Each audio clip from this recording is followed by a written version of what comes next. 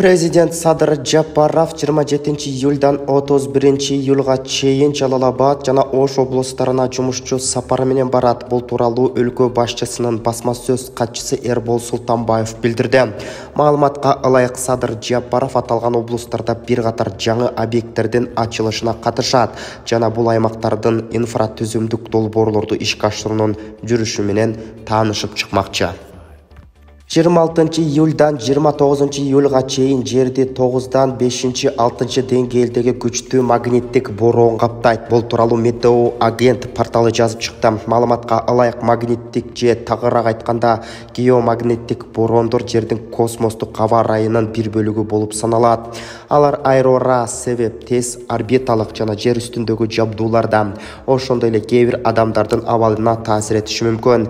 Эксперттер жана дарыгерлер активдүү магнит агымы учурунда ден соолугуңуздун абалына көңүл бурууну, денеңизди күндүн нурларынан сактоону жана өнөкөт оорулардын күчөшүнө жол бербөөгө кеңешин беришмекчи. Аба ырайына көз каранды адамдар өзгөчө өздөрүнө этият болуусу зарыл. Ошондой эле алар жолдордо жана эл көп жерлерде жүргөндө мүмкүн болушунча сактанышы керектигин эскертишет. Аба ырайынын кескин өзгөрүшүнөн улам Италиянын түндүгүндө катуу бороондор катталса, түштүгүндө токойлор өрттөнүп жатат. Табигый кырсыктардын кесепетинен учурда 5 адамдын каза болгону, 2000дей адамдын эвакуацияланып, аба майдан жабылганы кабарланууда.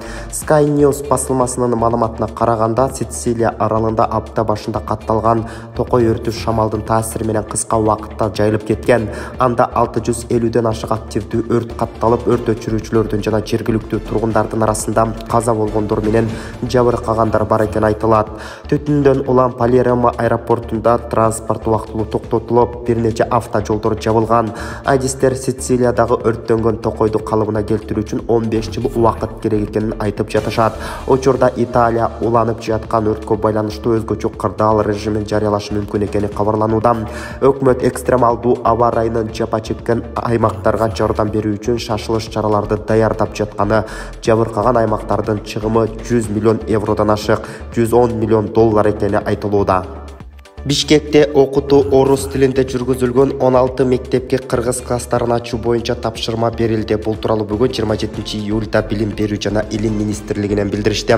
Маалымдалгандай, Бишкек шаарында жалпы 103 мектеп болсо, анын 14-ү толук кыргыз тилинде, 16-сы толук орус тилинде билим берет. Ал эми калган 73 мектепте окутуу кыргыз жана орус тилдеринде эки тилде жүргүзүлөт. 25 июльда Билим берүү жана Илим министрлигинде өткөн жыйында Бишкек мэриясынын Билим берүү департаментине окутуу орус тилинде жүргүзүлгөн 16 мектепке кыргыз класстарын ачуу боюнча тапшырмалар берилди деп жазылат маалыматта.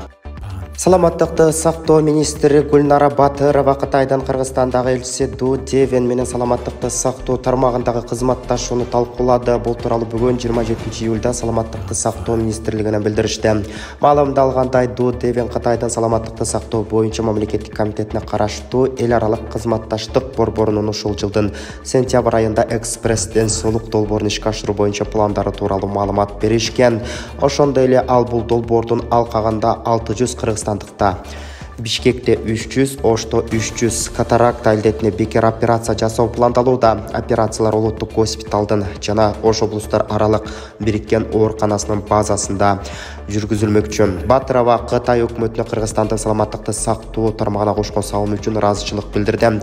Жолугушууда тараптар Кыргызстан менен Кытайдын саламаттык сактоо тармагындагы кызматташуусу көптөгөн жарандарыбызга пайда алып келерин белгилешип, экспресс соолук долбоорунун жана башка келечектеги демилгелердин ийгиликтүү ишке ашырылышына ишенимин билдиришти. Бүгүн 27 июльга карата чет элдик валюталардын курсу менен тааныштырабыз. Бишкектеги коммерциялык банктарда доллар, рубль жана евронун курсу төмөндөгүдөй болууда. 1 доллар 87 сом 30 тыйындан сатып алынса, 88 сом 30 тыйынга чейин сатылууда. Рубльду сатып алуу 93 тыйындан болсо, сатуу 1 сомго чейин барууда.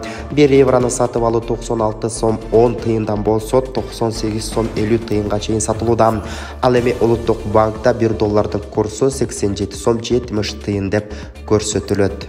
Урматтуу мекендештер, сиз чек арага ишеничтүү барууну, чекирди чыкты жазап таза документ менен жүрүүнү кааласаңыз, анда ишеничтүү айдоочу Мухиддин кызматта. Ортомчусуз до конца чек арага өз алып кирип алып чыгат. Заманбап комфорт машинада жылуу жумшак барып келесиз. Ак кеме же Москвардан келдим десеңиз, бекер кара тизмеден текшерип документке жардам берет. 24 саат WhatsApp жана байланыш. +8 926 213 0060 +8 965 402 93 Мухиддин.